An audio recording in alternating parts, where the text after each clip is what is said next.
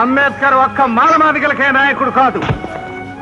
కమ్మకి, కాపుకి, రెడ్డికి, ఎట్టికి, యానాదికి, హిందువుకి, ముస్లింకి, క్రైస్తవుడికి మనసున్న ప్రతి వారికి నాయకుడు అంబేద్కర్. భారతదేశానికే నాయకుడు.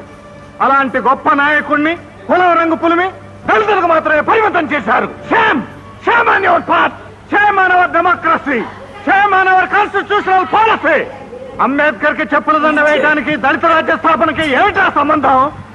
రే నువ్వు ఎవరని అడిగితే నేను కమ్మని, నేను రెడ్డని, నేను మాలని, నేను బ్రాహ్మణుని చెప్తున్నాడే కానీ నేను మనిషిని ఒక్కడనే చెప్తున్నారా? చెప్పొద్దురా. కాస్ట్ ఫీలింగ్ తో కొట్టుకుని తావండి.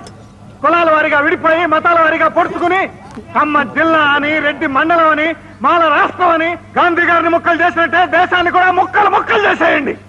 సిగ్గొదిలి, శరం వదిలి, నీతొదిలి, జాతి వదిలి, మంచి వదిలి, మనసొదిలి నరుక్కోండి, పొడుచుకోండి. కళ్ళు రెండు పొడుచుకున్న జాతి కథ.